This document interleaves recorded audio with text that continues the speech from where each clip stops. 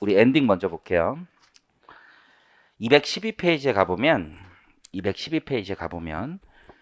이게 개발 이익을 이제 자녀들에게 증여하는 것도 이제 포괄적 개념에서 증여다라고 보는 개념이 있습니다.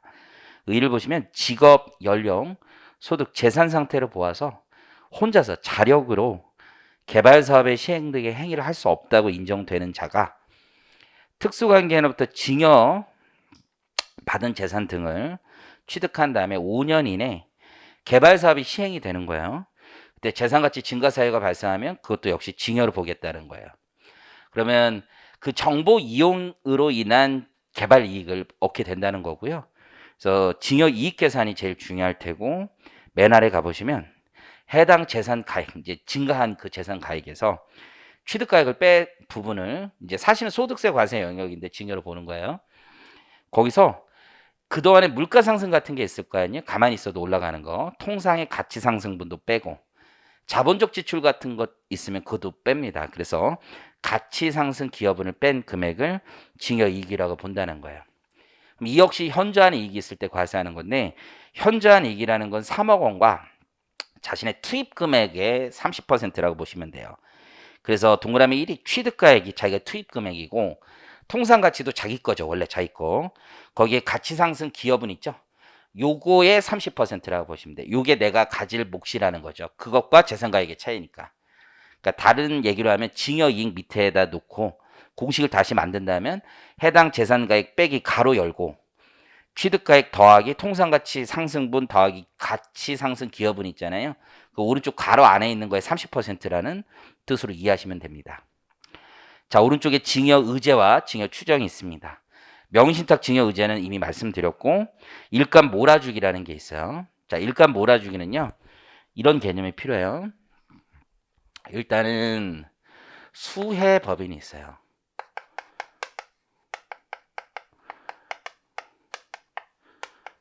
이제 글로비스 같은 수혜 법인이 있을 테고요. 이 수혜 법인이 특수관계 법인이 있어요.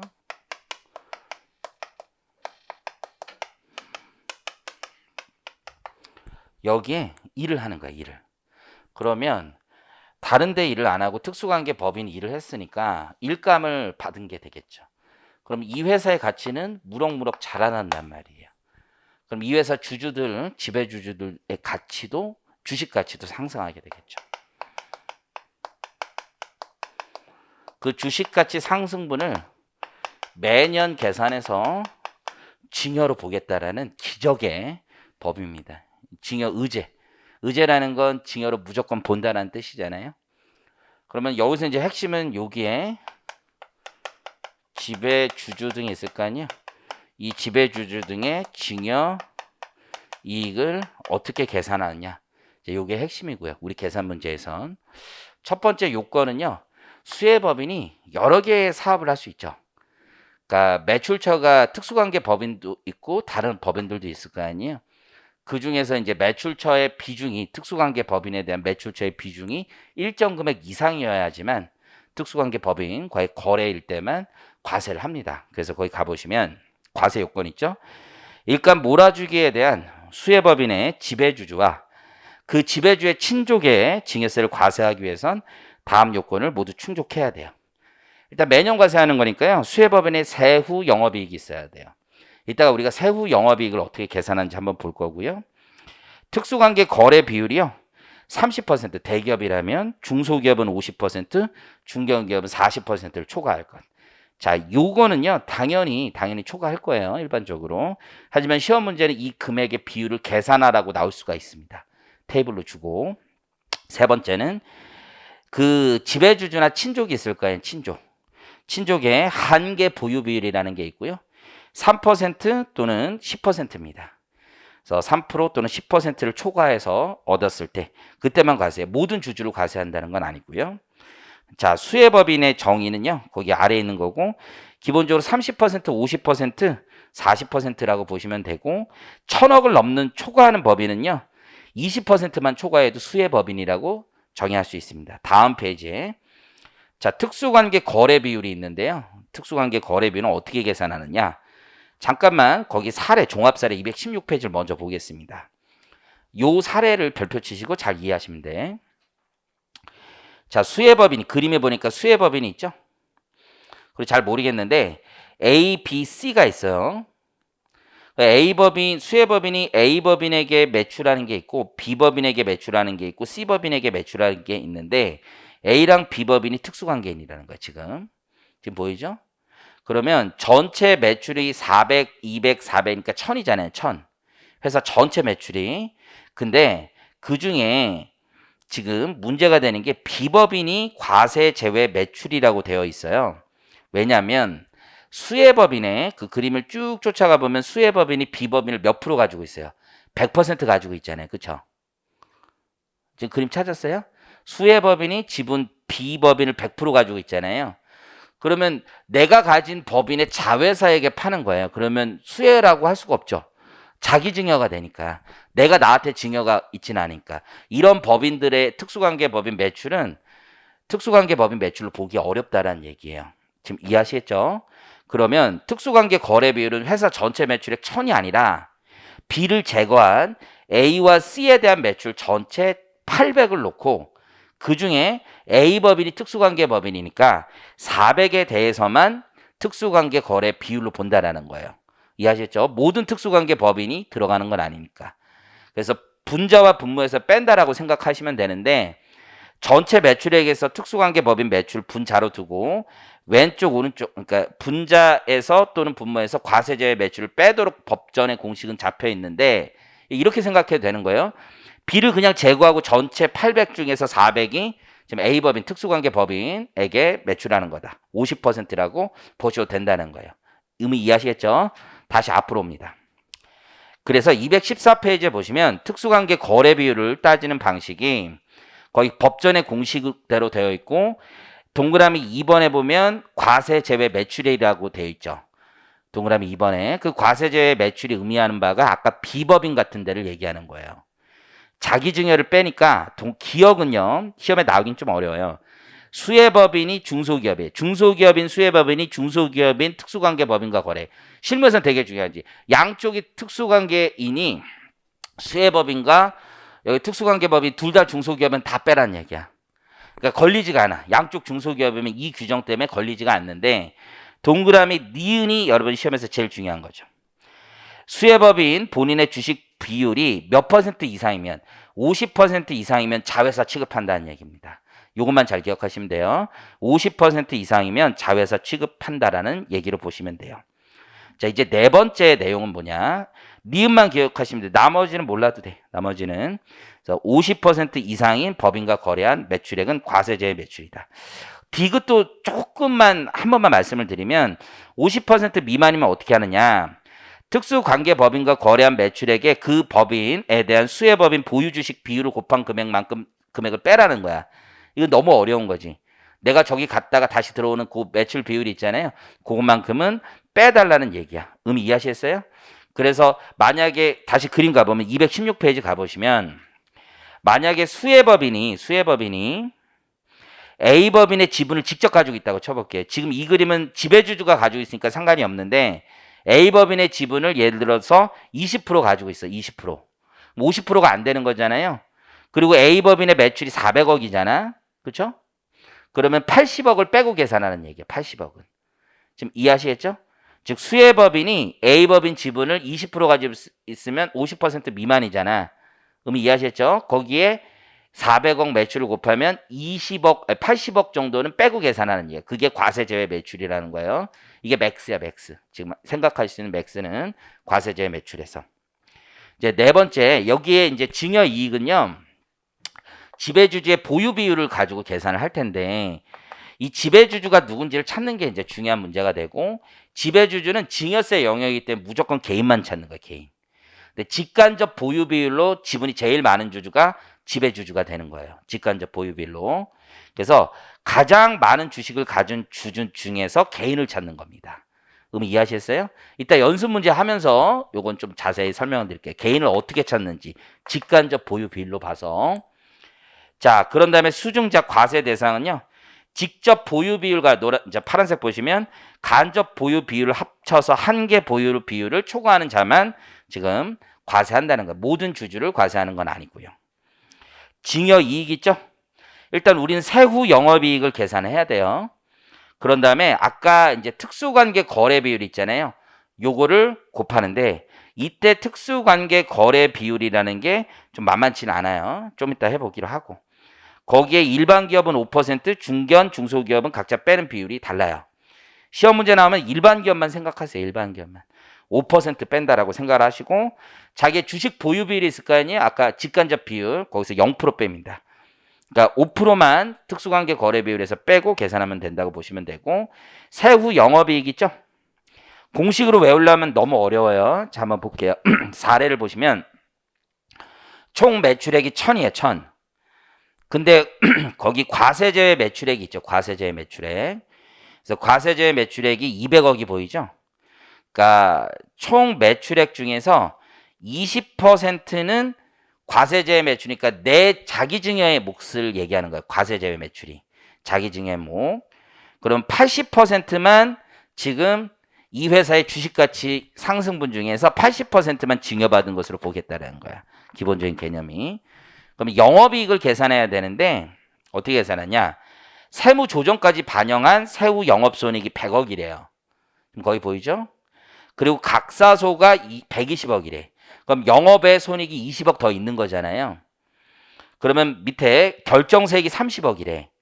그러면 세후 영업 손익인데 세무상 저 결정세액 30억은 영업 외 손익에서도 법인세 증가분이 있겠죠. 영업 손익에서도 증가분이 있듯이. 그러면 세후 영업이익 100에서 법인세를 빼주는 그 법인세는 30억 전부가 아니라 각사소 120억 중에서 세후 영업이익이 차지하는 비중에 대한 법인세만 빼줘야 되겠죠. 30억 곱하기 120억 분의 100억이 되는 거예요. 거기에 마지막으로 자기증여 뺀 거. 그렇죠? 그래서 1000억 분의 800억을 세후 영업이익이라고 칭합니다. 그래서 지금 공식에서 계산할 때 특수관계 거래 비율을 계산할 때 왼쪽 잠깐 가보면 우리 특수관계 거래 비율 할 땐 과세제 매출액을 분자 분모에 빼가지고 계산했지만 이때는 어떻게 계산하는 거예요? 좀 다른 거죠? 자기 증여목만 전체 중에서 빼는 거예요. 전체 중에. 그래서 종합사례 잠깐 보시면 다시 한번 볼게요. 일단은 수혜법인에 거기 증여 의제 이익을 잡을 건데 문제에서는 세후 영업이익을 200억이라고 줬잖아요. 그리고 특수관계 거래 비율은 이미 계산했잖아. 50% 그쵸? 거기서 5% 빼고 자기 지분 비율을 곱하면 되는데 직접 비율과 간접 비율이 있는데 지배주주가 수혜법인의 10%를 가지고 있죠. 그림을 보시면. 그리고 지배주주가 A법인을 통해서 수혜법인 주식을 가지고 있잖아요. 그럼 40% 곱하기 40% 하면 16%죠. 이게 간접 소유 비율이 되는 거예요. 그래서 직접과 간접 출자에 대한 증여이익을 각각 계산해요. 왜 그러냐면 배당금을 받으면 다시 빼주거든. 배당금을 받으면. 왜냐면 주식가치 증가 중에 배당 받으면 그건 빼야 될 거 아니야. 그럼 배당을 수혜법인에서부터 받을 수도 있고 A법인에서 받을 수도 있잖아요. 그럼 각각 빼기 때문에 이렇게 나눠서 계산한다고 보시면 됩니다. 자, 백문이 불여일견이고 이것도 문제 이게 제일 중요한데요. 교재 요거 하나 통해서 여러분들 잘 정리 한번 해보겠습니다. 교재 몇 페이지 가보시냐면 717페이지 한번 가보겠습니다. 717페이지 별표 치시고 이 회계사 13년에 나오고 나서 한 번도 나온 적은 없어요. 근데 13년의 문제는 약간 미스 출제야. 정확히 얘기하면. 그래서 미스 출제가 있어가지고 내가 변형을 했어. 13년 문제를 나는 완전 미스라고 생각하거든요. 근데 그거대로 문제를 풀면 이것도 학원마다 다 답이 다르더라고. 이것도 다 답이 다른데 이쪽이 답이 다른 게 그렇게 많더라고요. 어쨌든 문제는 똑같은데 답이 달라. 애니메 그래서 저는 문제를 변형했고 그 문제들을 풀면은 답이 나오기 굉장히 힘들어. 그리고 제대로 풀려면 1시간 정도 걸려. 그러니까 이게 지분이 순환 구조가 있기 때문에 5% 그건. 그래서 그건 미스라고 생각하시고 제가 변형을 해놨어. 지금 요대로 가시면 돼. 요거 풀 줄 알면 시험 문제 맞춘다고 보시면 돼요. 정상적인 문제라면. 자, 일단 상황을 먼저 한번 볼게요. 산돌이고 당연히 중소기업 아닌 걸로 나올 거라고 생각을 하셔야 돼. 그런 다음에 11기 자료고 다음 자료여요. 물음에 답하시오. 지금 산돌이 수혜법인인 것 같아. 산돌이라는 회사가 수혜법인이고요.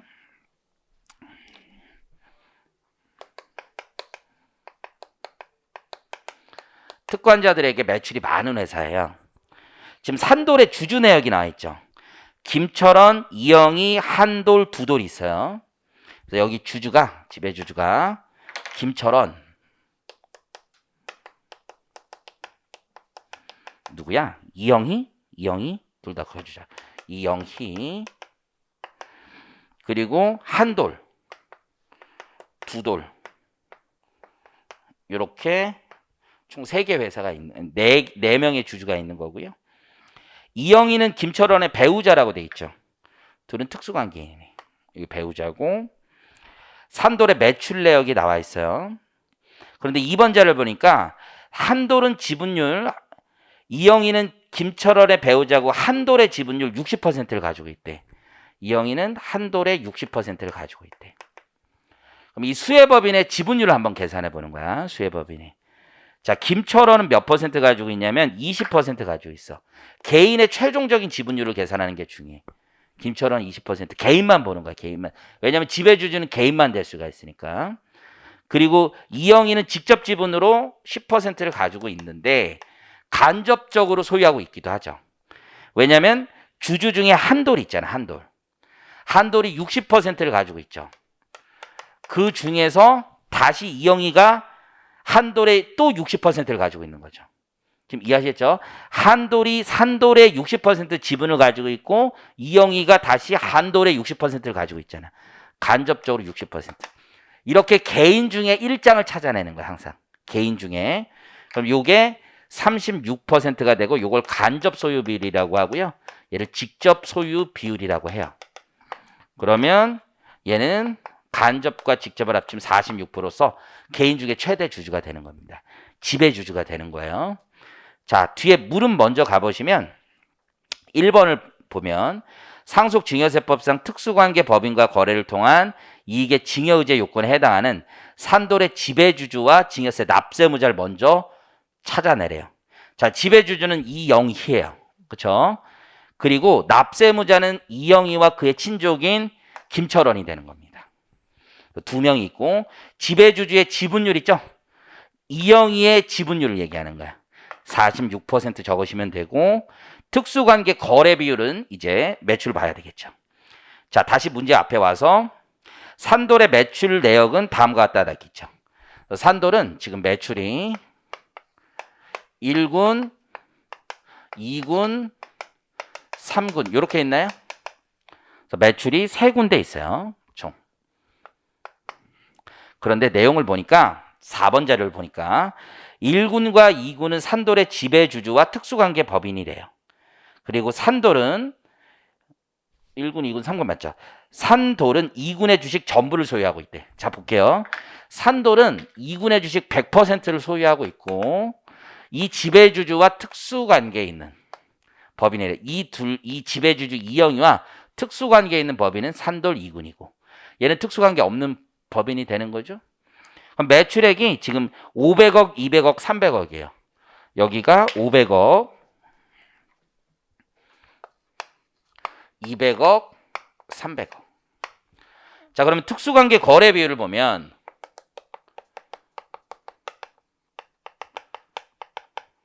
이렇게 되죠. 누구 없다고 생각하면 돼요? 2군 없다고 생각하면 되죠. 자기 증여가 되니까. 2군은 산돌이 100% 가지고 있는 회사니까. 그러면 토탈 800억 중에 500억인 62.5%가 특수관계 거래 비율이 되는 거예요. 법조문은 어떻게 표현하고 있는 거예요?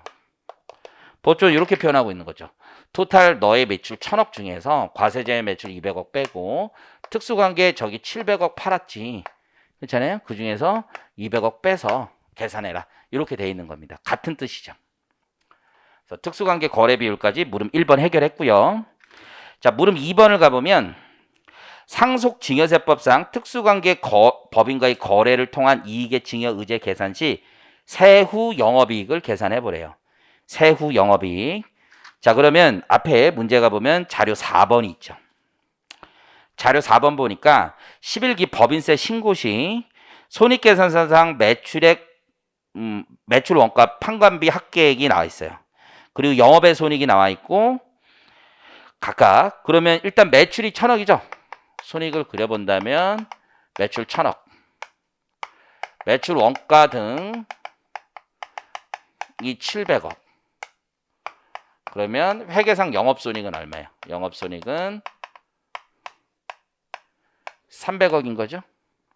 그리고 영업 외 손익이 있겠죠. 영업외 손익은 영업이익이, 영업외 수익이 200억, 영업외 비용이 100억이니까 영업외 손익이 100억이 되겠죠. 여기까지 쫓아오시겠죠? 그래서 이제 나온 게 있고, 6번은 각사업면도 세무조정 자료죠. 그러면 지금 여기에다가 세후 영업이익을 계산할 게 아니라 세무조정 후 영업이익에서 출발해야 되겠죠. 세무상 지금 보니까 퇴충 송금불산회백이 10억, 대손충당금 송금불산회백이 20억, 인정이자 입금산회백이 10억이 있어요. 그러면 세무조정 중에 영업손익과 관련된 세무조정은 두 개죠. 퇴충하고 대손충당금이 들어가는 거잖아요. 그러면 30억이 입금산입이 되는 거고, 그리고 지금 보니까 인정이자 입금산입액, 인정이자라는 건 이자 수익으로서 영업의 수익이 된단 말이에요. IFRS 따르면 금융수익이잖아요. 영업수익 이외의 항목이 되는 거잖아요. 그럼 얘가 또 10억이 있는 거야. 그래서 세후 영업손익은 330억. 그죠? 요게 110억이니까 각사는 440억. 이렇게 되는 거죠. 의미 이해하셨죠?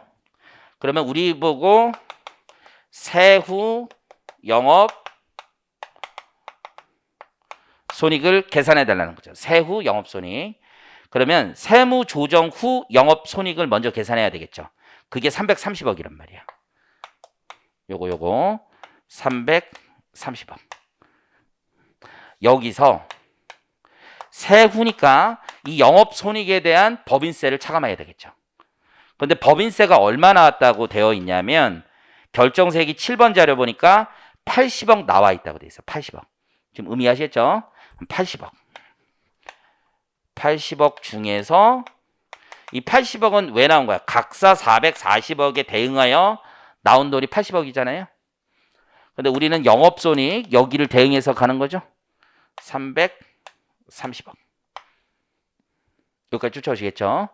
그런데 증여이익의 대상이 된다라는 건 여기서 끝나는 게 아니라 자기 증여는 없는 거잖아.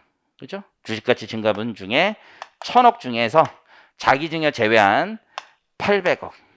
이것만 세후 영업손익이 되는 거예요. 증여이익의 계산 대상이 되는 거.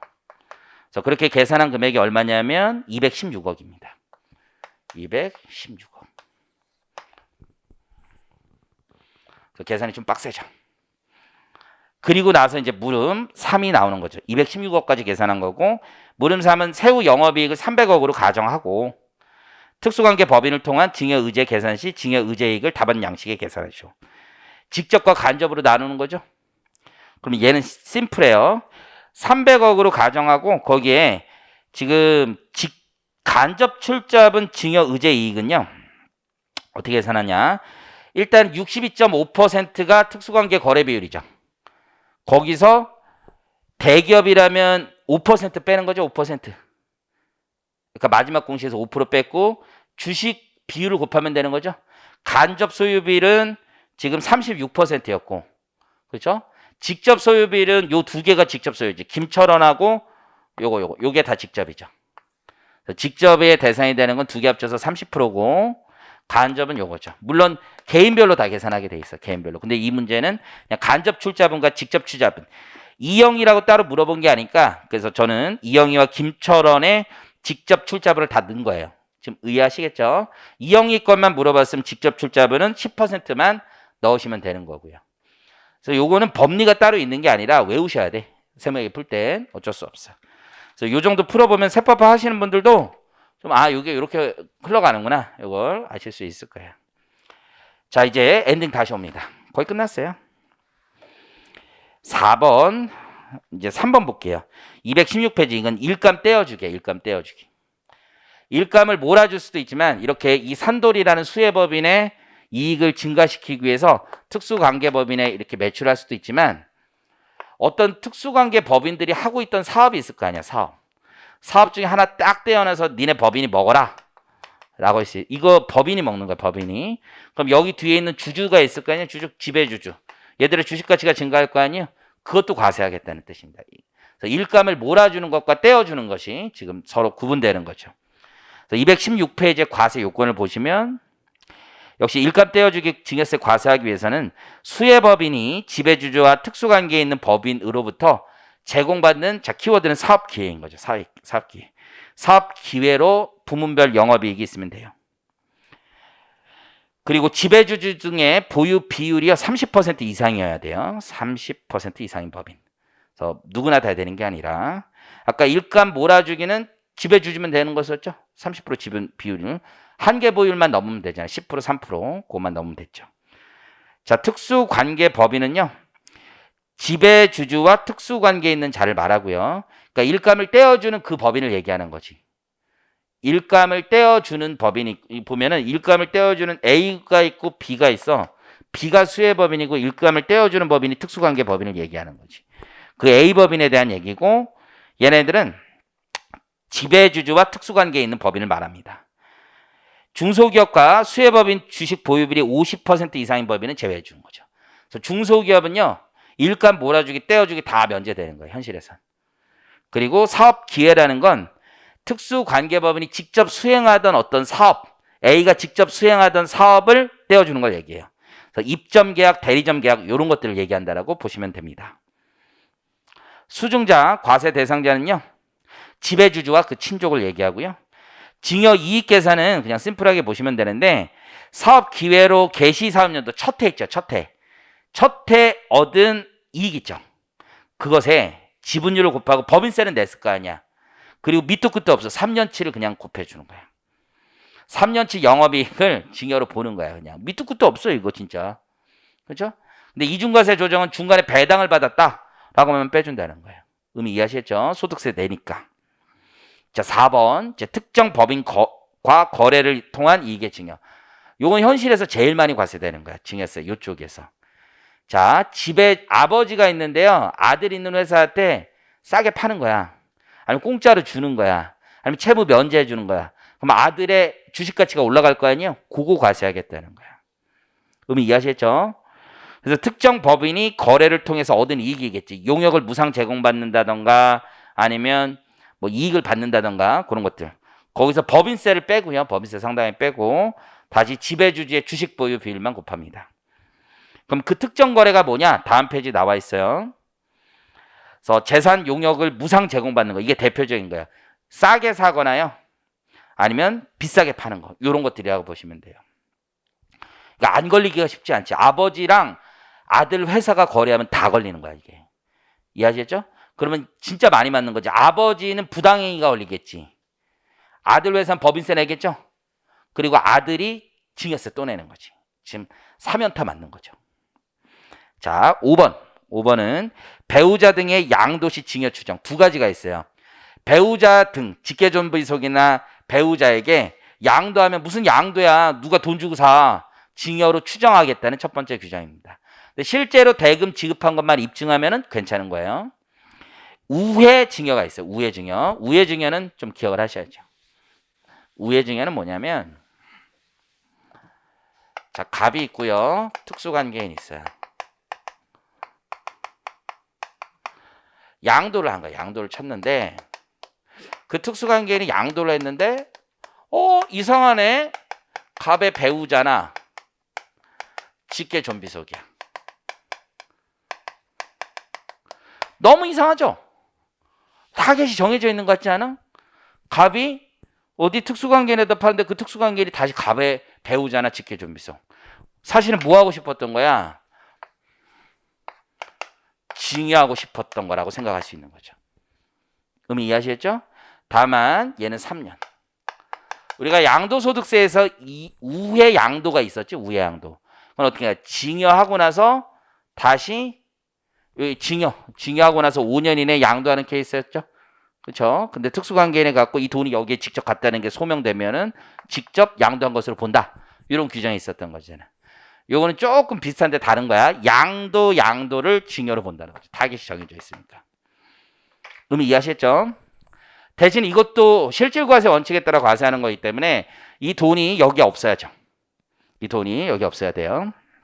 그래서 그 두 번째만 잠깐 보시면 양가로 2번에 특수관계인이 배우자 등에게 양도한 경우, 특수관계인이 재산을 1차 양도하고 다시 그 특수관계인이 3년 이내 양도인의 배우자 또는 직계 존비속에 2차 양도한 경우에는 당초 양도인이 자신의 배우자 직계 존비속에 직접 징여한 것을 추정하는 거예요. 추정.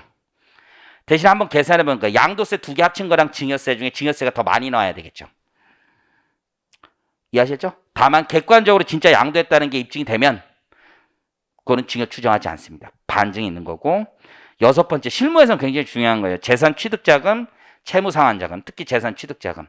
누가 건물 같은 게 새로 샀어. 돈 어디서 났냐 이거야. 쉽게 얘기하면 돈 어디서 났냐. 돈이 없어. 지금까지 소득세 낸 거 이런 거 없어. 그러면 그 취득자금을 증여받은 것으로 추정한다는 규정입니다. 그래서 이걸 자금 출처 조사, 보통 이렇게 얘기해. 실무에서는 자금 출처 조사. 대신에 우리가 인생 살면서 다 입증할 수는 없잖아요. 그래서 20% 룰이라는 게 있어. 2억 원이나 20% 중에 적은 금액은 빼주는 거야. 근데 이거는 요건에만 있지. 예를 들어서 10억짜리인데요. 내가 입증을 예를 들어서 20%까지 못해서 1억만 입증했어. 그럼 취득자금 증여는 9억은 아니야. 이거 빼주진 않아. 요건만 따지는 거고 2억, 10억 전부 다 취득자금 증여 받은 것으로 본다라는 규정입니다. 의미 이해하시겠죠? 채무상환은 그냥 보시면 되고. 자, 관련 문제를 좀 풀어보면 이게 다 약술로 나와요. 이게 이쪽 시험은. 자, 우선은 몇 번을 가보냐. 문제 4번 한번 볼게요. 4번. 4번은 회사 17년 건데요. 자, 을은 갑의 토지를, 을은 갑의 토지를 무상으로 사용했습니다. 첫 번째, 150억짜리예요. 자, 부동산 무상 사용에 따른 이익의 증여가 과세되겠죠. 그렇죠? 근데 1번 자료만 봐서는 갑과 을이 지금 특수관계인인지 모르죠. 그러니까 물음 1번을 가보시면 을에게 증여세가 부과되기 위한 어떤 요건이 필요한지를 기술하시오 이렇게 돼 있죠. 그럼 갑과 을이 특수관계인 경우와 그렇지 않은 경우로 나눠야 되는 거죠. 특수관계 여부가 없으니까. 만일 특수관계인이라면 증여이익이 1억 원 이상이면 과세가 되는 거예요. 1억 원 이상. 부동산의 연간 사용 이익률이 2%잖아요. 150억이면 당연히 과세가 되겠지. 특수관계인. 근데 만약 갑과 을이 특수관계인에 해당하지 않는다면 아주 중요한 말이죠. 정당한 사유가 있는지를 봐야 되는 거야. 그래서 부동산 무상 사용에 대한 정당한 사유가 없는 경우에만 과세하는 겁니다. 그리고 증여이익이 1억 원 이상이고, 물음 2는 만약에 부과된다면 증여세 산출세액을 계산해 보래요. 그러면 이거 5년 연금형가 계수가 나와 있죠? 150억에 연에 2%, 그리고 3.7907 곱한 금액이 증여세 재산가액이 되고요. 거기에 세율 곱하시면 돼요. 세율은 문제에서 주어질 거예요. 그러면 증여세 산출세액이 나옵니다. 참고로 만약 을은 갑이 만약에 양도를 해버리면 자기 누군가에게 양도하면 자기가 이제 무상 사용하지 않잖아요. 그럼 끝나는 거예요. 자, 다시 자료 와서. 근데 이제 갑은 중간에 을에게 다시 양도를 해버렸죠. 2번 자료를 보니까 을이 갑 토지를 무상 사용하고 있는데 갑에게 양도를 해버린 거죠. 그렇죠? 을에게 양도를 해버린 거죠. 갑 소유 토지에 을이 무상 사용하고 있는데 무상 사용자에게 양도를 한 거예요. 을에게. 2번. 지금 이해하시겠죠? 그리고 다시 병에게 양도를 했대요. 을이. 자, 물음 3번을 가볼게요. 소득세법 규정에도 불구하고 갑과 을에게 토지 양도에 대한 소득세가 부과되지 않고 최종적으로 토지를 양도받은 병에게 증여 추정 규정에 따라 증여세가 부과되기 위한 요건을 설명하시오. 자, 보니까 갑이 을에게 양도했고 을이 다시 병에게 양도한 거죠. 그런데 최종으로 타겟으로 산 이 병에게 증여세만 나오기 위한 요건을 물어본 거죠. 그럼 뭘 물어본 거예요? 요거 물어본 거죠? 요거. 그렇죠? 요거에 해당하는 거. 그래서 오른쪽에 답을 보면 갑과 을이 특수관계에 해당해야 되겠죠. 그리고 을이 양수일로부터 3년 이내 갑의 배우자 등에게 양도를 했어야 되겠죠. 그리고 그 부담한 양도소득세와 병이 직접 증여받은 것으로 추정할 경우에 증여세보다 적어야 되겠죠. 그렇죠? 다만 실제로 양도했음을 입증하면 벗어날 수는 있는 거고요. 이런 식으로 나오는 거고요. 자, 702페이지 주식 상장에 따른 증여이익. 요거 엔딩에 좀 없는데요. 요거 참고로 할게요. 자, 회계사 20년 거고 이거 그냥 문제로 가름하겠습니다. 요 문제로. 자, 비상장법인의 주식을 증여받은 다음에요. 이게 5년 이내 상장이 되면요. 증여이익을 다시 정산해서 과세하는 제도예요.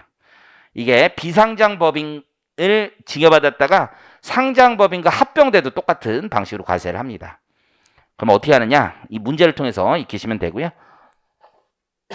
거주자 갑은 비상장법인 주 무한의 최대 주주 을로부터 19년 5월 1일 무한의 주식 10,000주를 5,000원에 취득했어요. 그 5,000원에 산 거죠. 그리고 70%나 산 거죠. 최대 주주로부터. 그 다음에 이 무한의 주식은 유가증권 시장에 상장되어 3월 5일 매매가 시작됐고 평가액이 나와 있어요.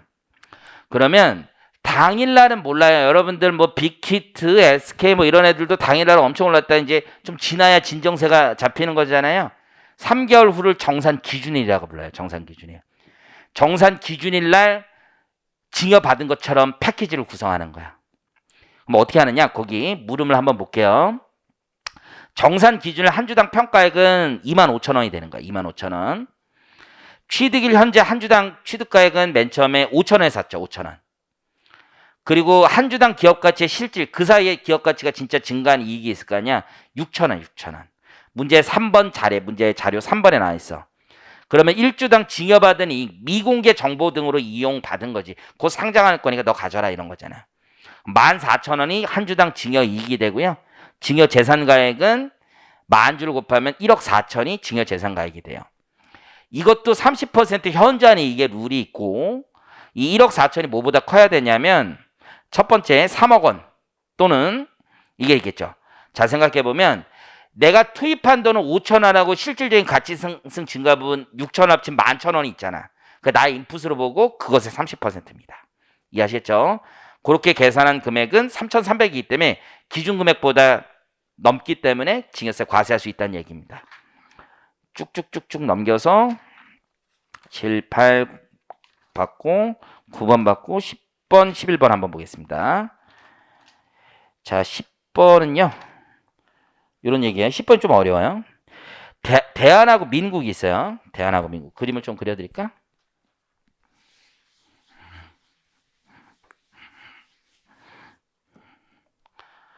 대한이 있고 민국이라는 회사가 있는데 대한과 민국의 최대 주주인 거주자 갑은 외아들인 거주자 을의 재산을 증대시키기 위한 다음 방법을 순차적으로 수행할 것을 수립했대요.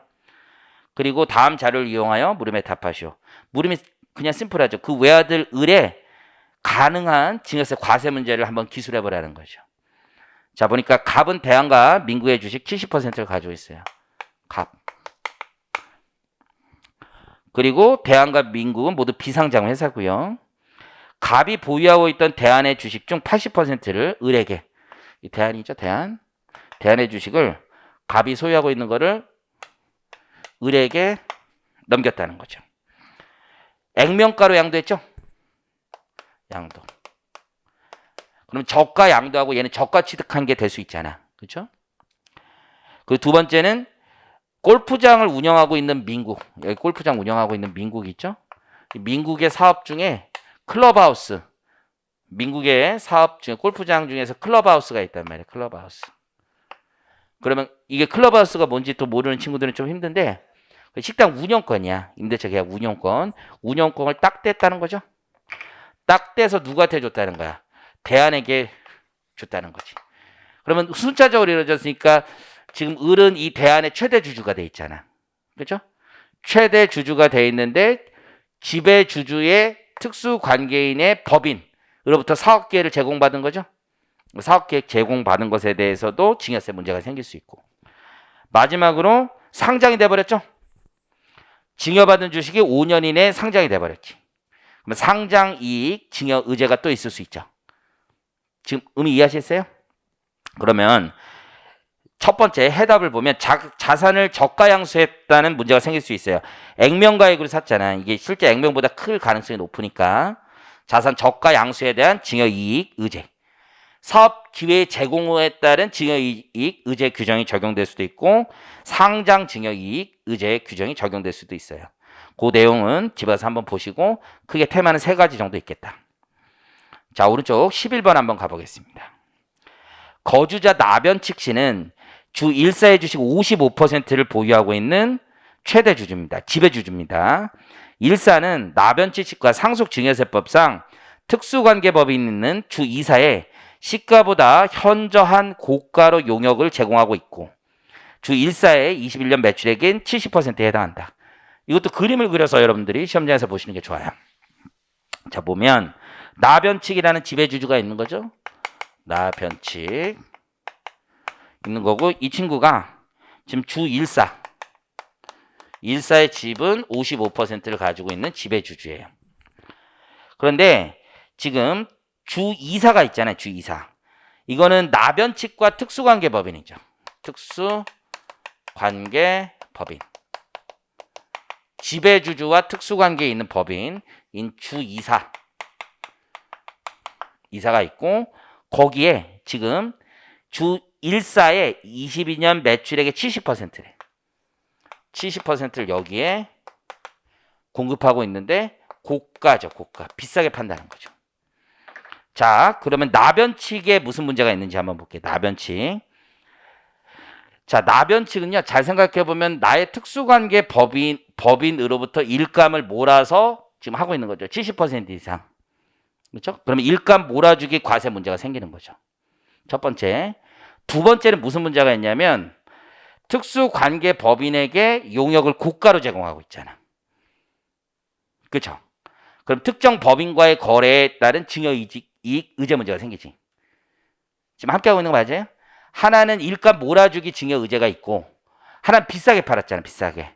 그럼 특정 법인과의 증여를 통한 증여 이익 의제 규정이 있잖아. 비싸게 팔았으니까.